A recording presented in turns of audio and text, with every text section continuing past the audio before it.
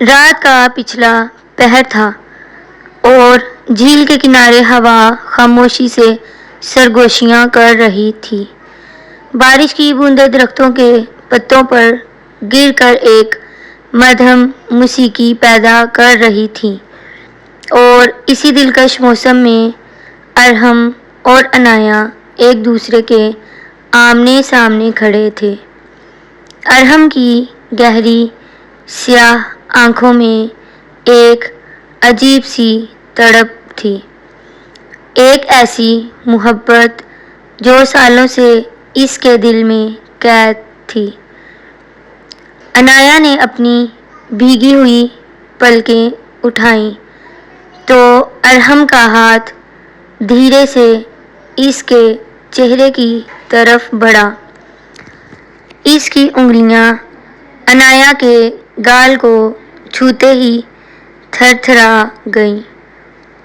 ارحم، یہ غلط ہے، عنایہ نے کانپتی ہوئی آواز میں کہا، مگر اس کے قدم پیچھے ہٹنے سے قاصر تھے۔ محبت میں کچھ غلط نہیں ہوتا عنایہ۔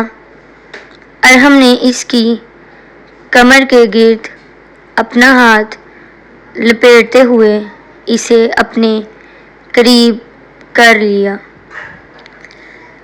ان کی سانسیں ایک دوسرے سے ٹکرانے لگیں۔ میں نے تمہاری دوریاں سہی ہیں، لیکن اب ہر لمحہ صرف تمہارے نام ہے۔ عنایہ کی دھڑکنیں تیز ہو گئیں۔ اس نے ارحم کے سینے پر ہاتھ رکھا، لیکن اسے دور دھکیلنے کے بجائے اس کے کوٹ کو سختی سے بھینچ لیا۔ بارش کا پانی ان دونوں کو سگوڑ کر رہا تھا، مگر ان کے درمیان پھیلی گرمی ٹھنڈک کو مٹا رہی تھی۔ ارحم نے اپنا جھکاؤ بڑھایا اور اس کے ماتھے پر ایک طویل گہرا لمس ثبت کیا۔ وہ پل جیسے وہیں تھم گیا۔ دو دل جو ایک عرصے سے دوریوں کی آگ میں جل رہے تھے، اب ایک دوسرے کی قربت میں پناہ ڈھونڈ رہے تھے۔ ارحم نے اس کی آنکھوں میں دیکھتے ہوئے انتہائی نرم مگر بوجھل آواز میں کہا، مجھے اپنے دل میں اترنے دو عنایہ، آج کوئی فاصلہ نہ رہے۔ عنایہ نے خاموشی سے اپنی آنکھیں بند کر لیں اور یہی اس کا خاموش اقرار تھا۔ اس رات کی تاریکی میں بارش کی شور کے درمیان دو روحیں ہمیشہ کے لیے ایک دوسرے میں ڈھل گئیں۔ بارش کی وہ رات جس نے عنایہ کو زندگی کی تمام خوشیاں سونپ دی تھیں، اگلی ہی صبح ایک نہ ختم ہونے والے اندھیرے میں بدل گئی۔ ارحم بغیر کچھ کہے، بغیر کوئی نشان چھوڑے، ایک رات کی تاریکی میں غائب ہو چکا تھا۔ عنایہ نے جھیل کے اسی کنارے پر کئی دن ارحم کا انتظار کیا، لیکن وہاں صرف خاموشی اور ہوا کا شور تھا۔ اس کی محبت، اس کا امان اور اس کے تمام وعدے لمحوں میں ہوا ہو گئے۔ ارحم کی بے وفائی نے عنایا کے وجود کو اندر سے توڑ کر رکھ دیا تھا، لیکن اس داستان کا سب سے بڑا موڑ ابھی آنا باقی تھا۔ چند ہفتوں بعد جب عنایا کی طبیعت مسلسل خراب رہنے لگی اور ڈاکٹر کے ٹیسٹ کی رپورٹ اس کے ہاتھ میں آئی تو زمین اس کے پاؤں تلے سے نکل گئی۔ وہ حادثہ جو زندگی بدل گیا۔ ڈاکٹر کے الفاظ عنایا کے کانوں میں گونج رہے تھے۔ مبارک ہو عنایا، آپ ماں بننے والی ہیں۔ اس ایک جملے نے عنایا کو خوف کی گہرائی کھائی میں پھینک دیا۔ وہ کاغذ کا ٹکڑا اس کے ہاتھ میں کانپ رہا تھا۔ ارحم کی محبت کی وہ آخری نشانی جو اب اس کے وجود کا حصہ بن چکی تھی۔ ایک طرف معاشرے کی بدنامی کا خوف تھا اور دوسری طرف اس بے گناہ روح کی دھڑکن جو اس کے اندر پرورش پا رہی تھی۔ اس نے اپنے پیٹ پر ہاتھ رکھا اور آنکھوں سے بہتے ہوئے آنسوؤں کے ساتھ ارحم کی یاد کو یاد کیا۔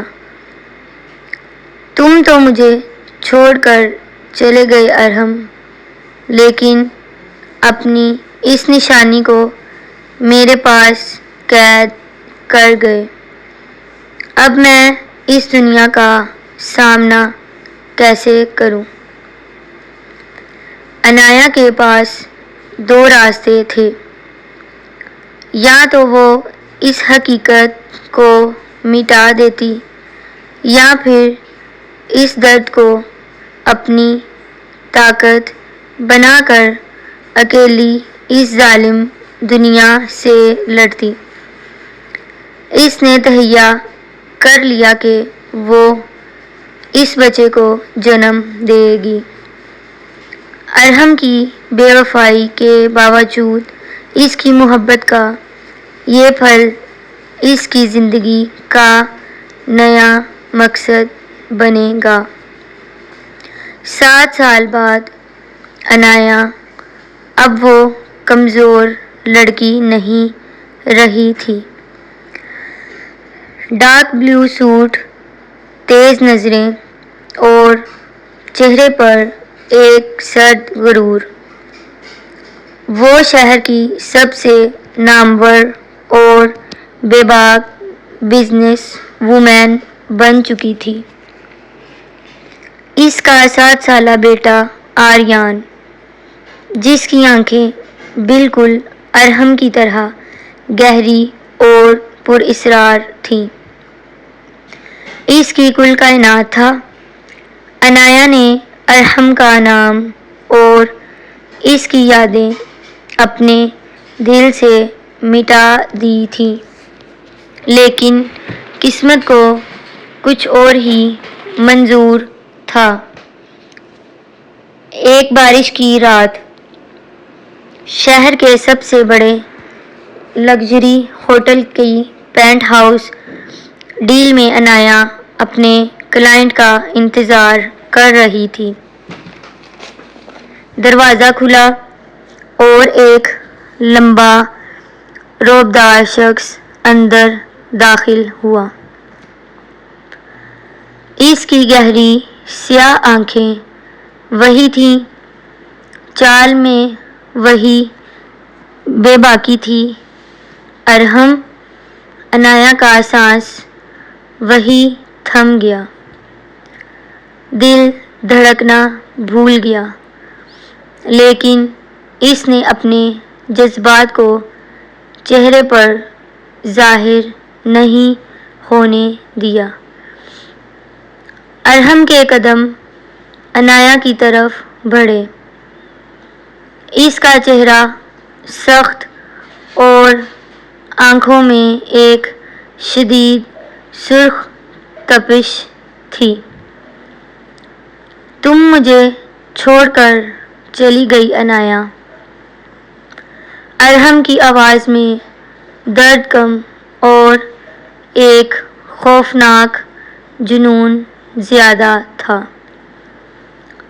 عنایا نے طنزاً مسکرا کر کہا، میں چھوڑ کر گئی ارحم؟ تم اس رات بھاگے تھے۔ تم نے مجھے تنہا چھوڑا تھا۔ ارحم نے اچانک عنایا کو بازو سے پکڑ کر دیوار کے ساتھ لگا دیا۔ ان کی سانسیں پھر سے ایک دوسرے سے ٹکرا رہی تھیں۔ 7 سال پرانی وہ گرمی اور تڑپ ایک سیکنڈ میں واپس لوٹ آئی۔ ارحم کا لمس عنایا کے پورے وجود میں آگ لگا رہا تھا۔ میں بھاگا نہیں تھا۔ ارحم نے اس کی گردن کے پاس جھکتے ہوئے انتہائی بوجھل اور بھاری آواز میں کہا۔ اس کی انگلیاں عنایا کی کمر کو سختی سے کھینچ رہی تھیں۔ مجھے اغوا کیا گیا تھا۔ مجھے 7 سال تک ایک زندہ دوزخ میں قید رکھا گیا، اور میں صرف ایک چیز کے سہارے زندہ رہا، تمہاری اس رات کی گرمی اور تمہارے لمس کی یاد میں۔ عنایا کی آنکھوں میں شدید صدمہ پھیل گیا۔ اس کی زبان گنگ ہو گئی۔ ارحم نے اس کی زلفوں کو پیچھے ہٹاتے ہوئے اس کے گردن کے نازک حصے پر اپنے گرم ہونٹ رکھے، جس سے عنایا کے جسم میں ایک سنسنی دوڑ گئی۔ ارحم نے اس کی آنکھوں میں دیکھا، اور آج جب میں واپس آیا ہوں تو مجھے معلوم ہوا کہ میرا ایک بیٹا بھی ہے۔ عنایا نے اسے پیچھے دھکیلنے کی کوشش کی، مگر ارحم کا شانہ اس کے جسم پر بھاری تھا۔ آریان صرف میرا بیٹا ہے، تمہارا اس سے کوئی تعلق نہیں۔ وہ میرا خون ہے عنایا۔ ارحم نے اس کے ہونٹوں کے انتہائی قریب آ کر سرگوشی کی۔ اس کے ہاتھ عنایا کے وجود کو اپنے کنٹرول میں لے رہے تھے۔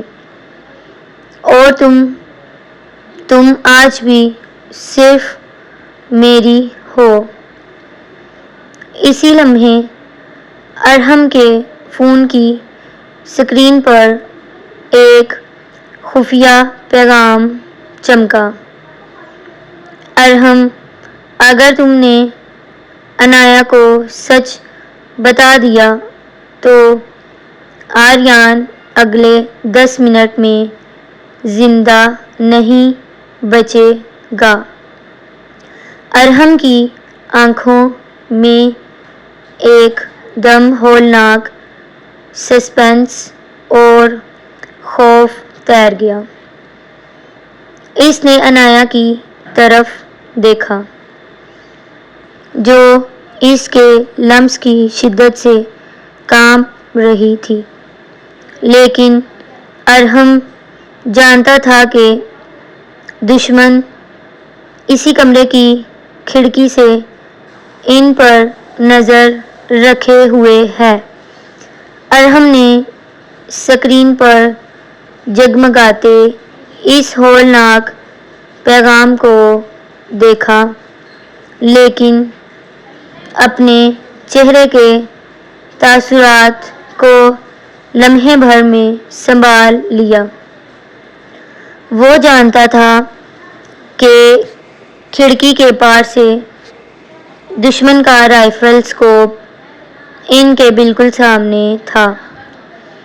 ایک غلط قدم اور آریان کی زندگی ختم ہو سکتی تھی۔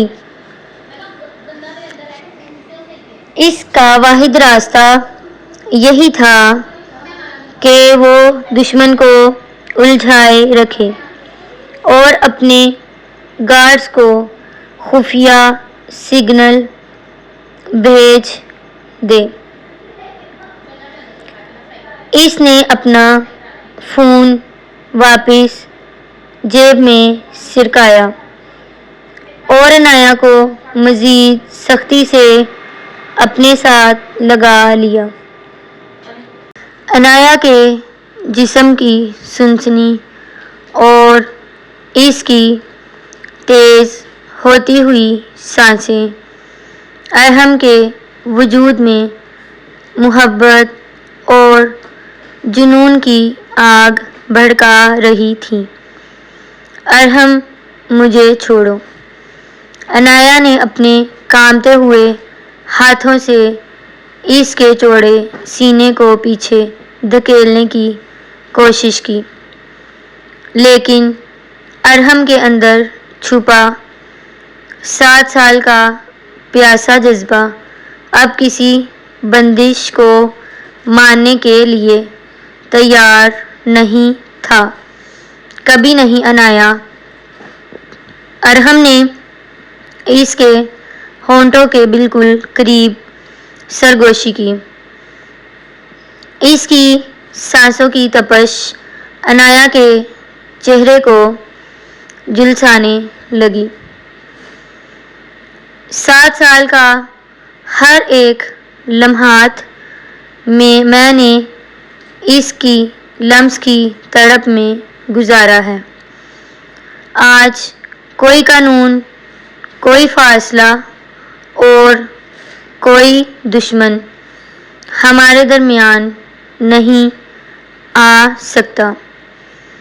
ارحم نے اپنے ایک ہاتھ سے خفیہ طور پر اپنی گھڑی کا بٹن دبا کر اپنے کمانڈوز کو لوکیشن اور آریان کی سیکیورٹی کا کوڈ ورڈ بھیج دیا، جبکہ دوسرے ہاتھ سے اس نے عنایا کی زلفوں کو پیچھے ہٹاتے ہوئے اس کی نازک گردن پر اپنے ہونٹ رکھ دیے۔